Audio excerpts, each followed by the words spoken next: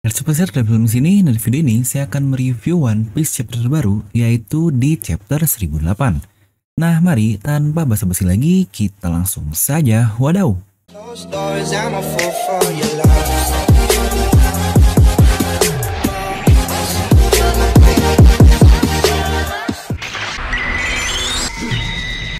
Seperti biasa, sebelum lanjut ke video ini jangan lupa untuk subscribe dan juga nyalakan bel notifikasinya ya, karena kalian tidak akan tertinggal video dari channel Devil Nomi. Nah, setelah libur 1 minggu kemarin nih, akhirnya minggu ini kembali rilis One Piece kesayangan kita semua. Karena 1 minggu tanpa One Piece ini ibarat TikTok mah tanpa papale. Oke lah, kita langsung saja masuk ke review kali ini dengan pembahasan yang pastinya akan salty. Jadi pastikan siapkan segelas kopi dan jangan lupa mandi besar. Oke, kita langsung saja ke chapter 1008. Jadi chapter ini akan berjudul Kepala Bandit dari Gunung Atamayama, Asura Doji. Ya jelas lah, dari judulnya aja udah 6 orang. Jadi pasti dia inilah yang akan di-highlight di chapter ini. Dan karena covernya masih cover requestan, dimana di sini berisi arkeolog cantik kita alias Nico Robinson yang memberikan sayap kepada kuda yang ingin terbang. Menjadi unikron kayaknya nih si kuda. Ya, kali ini Oda tidak melewatkan apa yang sudah ia perbuat dari chapter lalu dengan menggemparkan seluruh OP lovers di berbagai belahan dunia. Itu pun dengan kemunculan dari Kozuki Oden. Ya, jika melihat pola Oda Sensei, biasanya di skip tuh ke bagian lain dulu kayak siluet dari Kaido, lalu juga siluet dari karakter misterius di chapter 1004. Tapi untuk ini langsung dilanjutkan di chapter ini, chapter 1008. Nah, di sini Oden berkata bahwa dia datang dari masa lalu dengan dilempar ke masa depan oleh kekuatan istrinya yaitu Toki. Dia datang sini untuk menolong mereka mengalahkan Kaido. Dia pun meminta para Scabard yang ada di sana untuk membantunya. Saja dong, mereka semua yang emosional dengan tangisannya akan mengikuti Oden. Tapi di sini Asura yang cukup curiga, dia menghentikan mereka semua dengan berkata, "Ini pasti Oden palsu." Raizo pun setuju dan mengingatkan semua orang bahwa Lady Toki berkata, manusia tidak bisa kembali ke masa lalu. Lagi-lagi perkataan sederhana yang masih saja pada salah mengartikan kekuatan dari Toki ini. Bahkan di One Piece ini sudah berkali-kali nih dikatakan manusia tidak bisa kembali ke masa lalu. Mulai dari Robin di Skypiea, lalu juga Toki, dan sekarang di sini diulang lagi. Sebenarnya ini ada hubungan mendalam sih antara Skypiea sama Wano Kuni, yang mungkin akan saya bahas juga di next video. Nah, lanjut dulu. Di sini mereka sudah menyadari bahwa Oden sama ini sudah mati pada hari itu, dan itu adalah fakta yang tidak akan berubah. Ketika mereka masih berbicara, Oden pun sudah berjalan ke arah Kinemon dengan pedang di tangannya itu. Kinemon yang masih emosional, akhirnya Asura pun beritahu agar Kinemon ini cepat sadar. Dia akhirnya menonjok Kinemon dan menerima pedang dari Oden palsu ini. Asura pun akhirnya menyerang pipi dari Oden, tapi yang menarik inilah dia. Tidak keluar darah dari pipi Oden ini. Dan inilah dia jawabannya, Oden ini adalah gambaran Kanjuro. Ya, lagi-lagi kena prank Odading Sensei. Odading ini emang si ahli prank abadi ini. Gimana nih kita tim Oden hidup yang udah saya voting juga dan mayoritas menginginkan Oden ini masih hidup. Wah, emang sih Odading ini anjing banget, udah kayak Iron Man. Oke lah, kita lanjut dulu. Jadi ternyata wujud Kozuki Oden yang muncul di chapter lalu itu hanyalah gambar dari Kanjuro saja. Sang pelukis yang menurut saya levelnya ini sudah godlike sekali. Karena selain gambarannya hidup, gambarannya pun dapat berbicara yang pernah kita lihat sebelumnya ketika Kanjuro menggambar dirinya sendiri, itu pun untuk menipu para Scabard. Itu benar-benar 100% Kanjuro dan bisa hidup layaknya dirinya sendiri. Salah satu teknik cloningan lain yang menurut saya sangat OP sekali, ya mirip seperti Doflamingo, bahkan di chapter ini juga. Nah, buat kalian juga yang pastinya udah nonton video saya yang ini pasti tahu nih.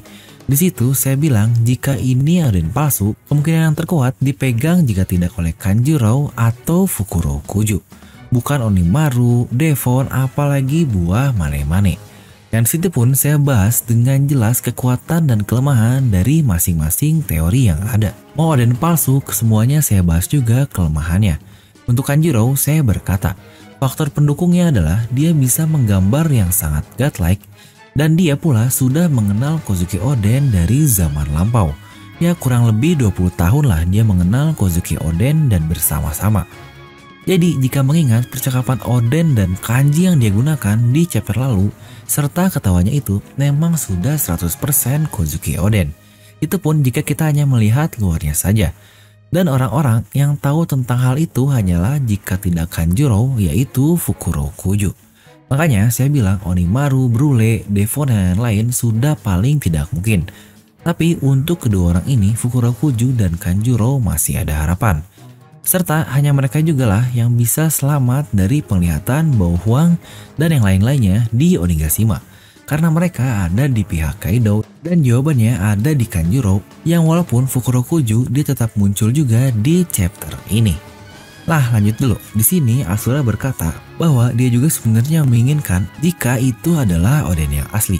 Dan Kiku dia minta maaf bahwa dia tidak bisa membunuh Kanjuro. Dan jawab kembali oleh Asura bahwa ketika kita melawan salah satu teman, pedang kita tidak akan setajam biasanya. Yang sebenarnya jika Kiku yang minta maaf, pertarungan sebelumnya itu berarti memang murni Kiku versus Kanjuro saja. Dimana Scabbard yang lain mungkin terfokus ke anak buah Kaido dan gambaran Kanjuro yang lain. Walaupun saya masih cukup sangsi sih, Kiku ini dapat mengalahkan Kanjuro dengan sangat mudah. Bahkan sampai-sampai dia tidak terluka sama sekali. Di sini Denjiro pun melawan Oden palsu dan Scabbard yang lain mencoba mencari di mana Kanjuro yang asli. Tapi Oden palsu ini berkata bahwa itu tidak ada gunanya. Kanjuro mengendalikan gambarannya dari sangat jauh yang juga itu membuatnya menggunakan energi yang cukup banyak. Karena toh kita juga melihat di sini Kanjuro sudah dalam keadaan babak belur dan berdarah-darah. Kemungkinan itu efek dari tarung melawan Scabbard sebelumnya. Menurut saya lagi-lagi cloning yang sangat menarik nih. Ternyata untuk kasus ini dia bisa kendalikan dari jarak yang sangat jauh. Tapi kok Dovi bisa bikin cloning dan sepertinya bebas banget ya? Cukup OP. Di sini dikatakan dari informasi Bao Huang, dia atau Kanjuro ini sedang menuju Momonosuke untuk membunuhnya. Dan si Oden palsu ini ternyata dia membawa bom yang menempel di dadanya itu dengan tujuan untuk meledakkan dirinya dan para Scabbard yang lain. Asura yang melihatnya akhirnya menyuruh yang lain menolong Momonosuke dan dia melompat bersama Oden palsu melalui jendela dan bom pun meledak cukup besar. Di sini terlihat Asura terluka begitu parah dan bahkan tidak bergerak. Apakah Asura ini mati? Menurut saya sih cukup mencurigakan. Karena karakter sekelas Asura yang dapat membuat Kozuki Oden terluka parah di flashback seharusnya mempunyai peran yang lebih baik lagi. Ya semoga Oda memperlihatkan hal yang menarik lagi dari Asura Udoji. Sejujurnya mengenai kekuatan Kanjuro pun menurut saya sangat luar biasa sih. Dia dapat membuat tiruan yang dia kontrol sehebat itu. Dan membuat para Scabbard yang lain pun cukup kerepotan loh, bahkan dia melawan Denjiro. Semakin yakin nih, Kiku tidak mungkin bisa benar-benar mengalahkan dia sendirian. Oke, akhirnya hal yang tidak dijelaskan di spoiler pun terjawab di sini. Di sini akhirnya cukup jelas nih, tujuan Kanjuro menjadi Oden adalah karena dia ingin membunuh para Scabbard yang terlihat di ruangan itu. Yang menurut saya cukup aneh nih, kenapa dia tidak membunuhnya ketika mereka semua dalam keadaan sekarat. Dan buat apa juga nih Oda Sensei menunjukkan karakter Oden yang dibuat hype hingga berminggu-minggu di segala penjuru pecinta One Piece. Jika akhirnya hanya dibuat sekilas begitu saja dan langsung berakhir di chapter ini. Dimana 2 minggu lalu sangat epic sekali, tapi sekarang hanyalah begitu saja dengan satu wujud yaitu Kozuki Oden. Mari kita tunggu lagi deh prank dari Oda Sensei berikutnya. Tapi jika begitu, satu hal yang pasti yang jelas adalah sosok siluet di 1004 kemarin dan Oden yang kemarin muncul itu jelas sosok yang berbeda, alias itu 2 orang yang berbeda. Sosok itu adalah pihak baik karena dia menangis dan menolong para Scabbard. Dan dari perkataan Komatsu, saya semakin yakin bahwa orang yang menolong mereka semua ini adalah Toki. Nah ingat, di sini baru saya bilang yakin ya, beda dengan kasus Oden kemarin. Jadi jika ini saya salah, saya akan mengaku saya ini salah tebak. Saya menjawabnya Toki. Lanjut. Ketika sahabat keluar dari ruangan, di situ datanglah Jack memotong jalan mereka, dan ternyata Jack ini cukup terhambat sebelumnya oleh para Ming yang berusaha menolong bos mereka. Inuarashi pun meminta yang lain untuk pergi dan akan melawan Jack di sini sendiri. Di sini Jack berkata, "Kau tahu tidak ada bulan penuh di sini."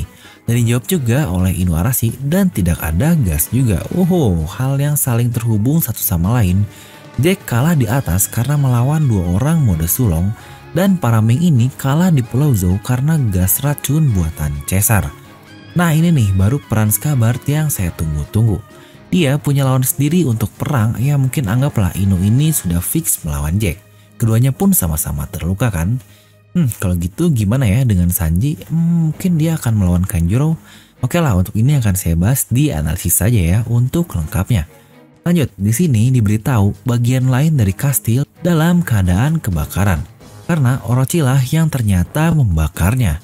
Dia masih hidup guys, jadi buat kalian yang masih emosi tenang saja, si bangsat Orochi ini masih butuh diberi pelajaran. Dan tepat seperti yang kita prediksikan, karakter dengan build up seperti Kanjuro tidak akan kalah dengan off-screen begitu saja. Dan karakter sebangsat Orochi pun tidak akan mati hanya dengan 1 hit saja bukan? Nah di sini juga salah satu kandidat Oden palsu yang saya katakan yaitu Fukurokuju, dia muncul juga di sini dan dia menyadari Orochi ini masih hidup dan akhirnya menolongnya. Dia menggunakan shuriken untuk mengalahkan anak buah Kaido yang melihat Orochi. Combo trio nih, Kanjuro, Fukurokuju, dan Orochi. Kita berpindah ke grup dari Yamato. Di sini Momonosuke berkata bahwa dia ini sudah cukup bisa mengendalikan perubahan untuk menjadi naga. Dimana itu hanya bisa dalam keadaan shock atau sedih saja.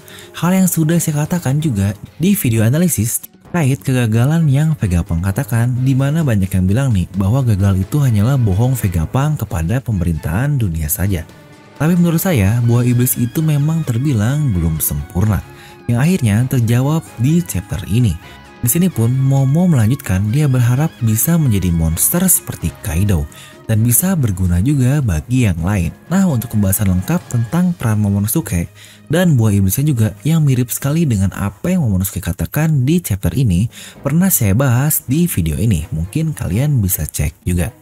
Dan di sini Yamato berkata, apakah Luffy baik-baik saja ya? Saya ingin membantunya dan menolongnya mengalahkan Kaido sebagai Kozuki Oden. Nah lagi-lagi kata-kata yang dibuat oleh Yamato ini. Di sini Momonosuke menjawab, Luffy memang sedang melemah sih, tapi dia baik-baik saja. Yang menurut saya, what? Bagaimana bocah ini bisa tahu seperti itu? Bahkan Shinobu pun bingung di sini dan bertanya, bagaimana kau mengetahuinya? Apakah dia punya kemampuan yang mirip dengan Aiza di Arc Skypiea?